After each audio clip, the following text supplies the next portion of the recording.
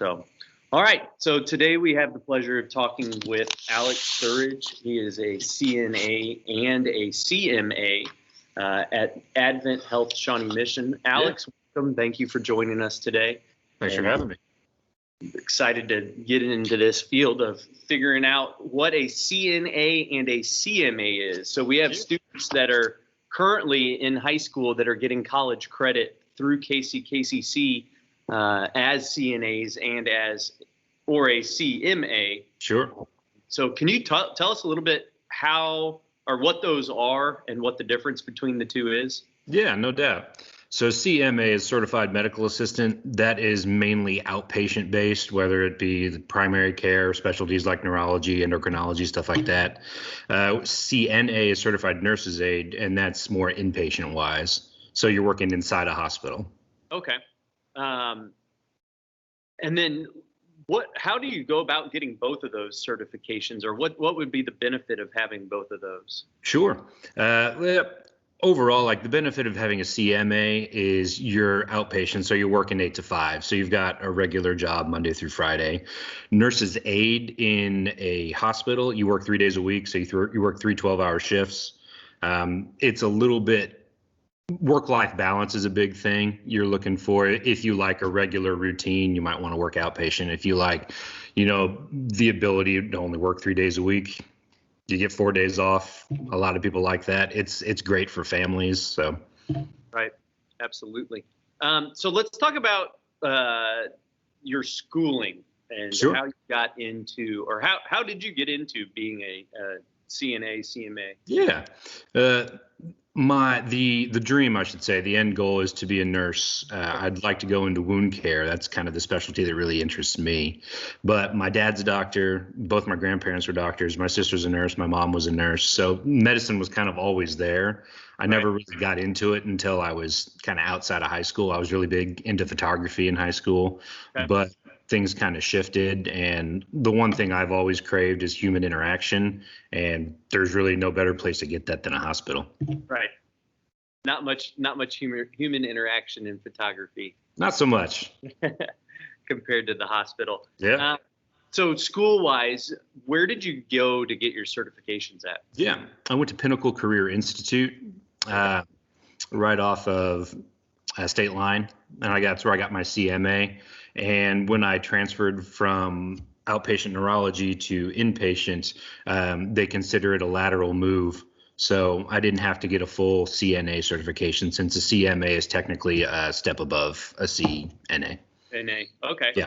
And so which role are you working in now then? The CNA. We call it CA. We're clinical associate, but it's the same thing. Clinical associate. That's nice. Yeah. So you were working at Advent Health Shawnee Mission. Mm-hmm.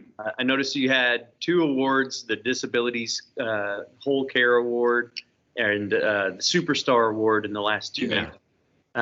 What's your role at Advent Health, where you're working with your patients now? Yeah. So I work bedside. I'm in the float pool, which is really nice because you get to see all the hospital. Mostly my biggest concern is always safety. Nurses and doctors are worrying about tests and lab results and stuff like that. I am mainly concerned with like patient falls.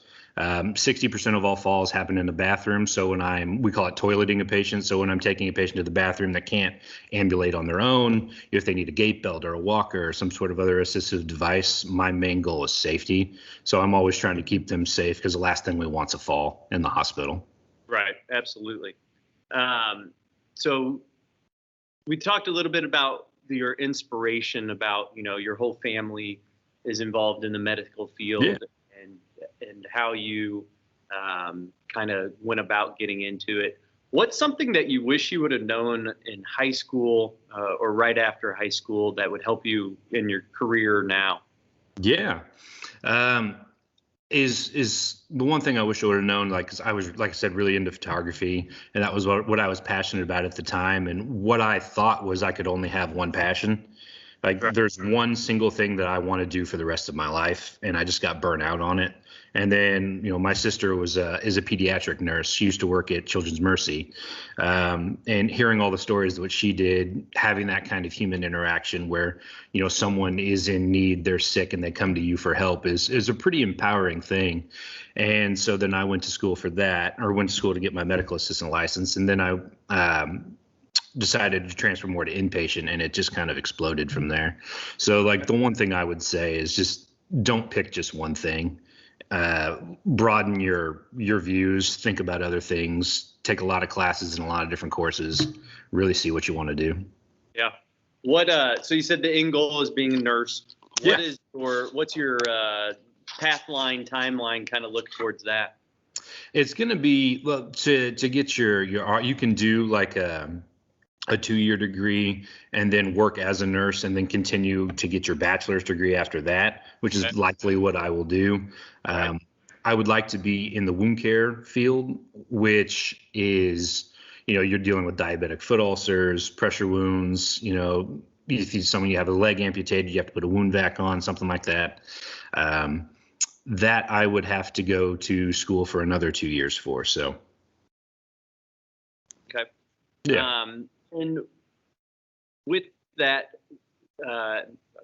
2, 4, or 6 years of school for that. Right now, as a CNA, what's a book that you would recommend for a high schooler or a college kid that is interested in the healthcare field? Sure. It's going to sound kind of stupid, but a medical dictionary. Okay. There's a lot of good stuff in there. And the nice thing about medical dictionaries is they have pictures. So if you are looking for something in the medical field and you're worried it might gross you out, look at a medical dictionary. It'll give you some good reference. Some good viewpoints as what's going on in your daily life. So what's a product, daily product that you use in your routine that helps your safety of your patients? Yeah, actually, I can show you. One second. Yep. So these are my trauma shears. Okay. They fold out. I use these a lot, especially when I get floated down to the ER. If a patient comes in that's coding or is what we call post-code, you have to cut off their clothes, and these are really handy. I got them off Amazon. They're not cheap. They're about $80, but they are absolutely worth the money. And I use these not just when I'm in the ER, but every day. If you need to cut anything, these are a great thing to have. And they're nice because they're foldable, so they're compact and they don't cut off my old scissors used to cut my scrubs up. So they've got a little clip on the side that just clips right into your pocket. These things are fantastic. That's cool. I like that. So when you're floating around, you're doing your different roles and your safety and I know there is no typical day in healthcare career fields, but a typical week, what's a week look like for you in your position? Sure. One of the nice things about the float pool, especially, is that we get unlimited overtime at Advent Health. So you're only required to work 3 days a week, but you can pick up whenever, which is really nice because you can, if it's in the same pay period, you can schedule yourself a Sunday, Monday, Tuesday the first week, and then a Thursday, Friday, Saturday the second week, and have 8 days off in between, but still be full time. Right. So that's really nice for me. Typical day, depending on what floor you're on, you've got different things you need to do at certain times. Like we get vital signs every 4 hours. So at 7, 11, and 3, you're getting vital signs. If anybody's diabetic, you have to get a blood sugar before meals. If they're what we call NPO, which is nothing by mouth, they can't eat or drink anything, but they're diabetic, we have to get it every 4 hours. So that's 9, 1, and 5. So the biggest thing that I do like that on a day is like you'll come in, you'll get report from the night aide. You go in, you'll start your morning vitals, then you'll get breakfast ready, you'll get blood sugars before that, and then you'll work on bathing people, toileting people until about 11 o'clock when you need to get your 11 o'clock vitals, and then you get your blood sugars before lunch. Lunch comes in, you do the same thing until about 3, where you get vitals again, and then at about dinner's supposed to come around 5 o'clock, so you get blood sugars around then, and then you just keep going. Okay. So it's a busy day. 12-hour shifts are long, but it's rewarding. How many patients are you working with then? I know each nurse has their caseload. Mm-hmm.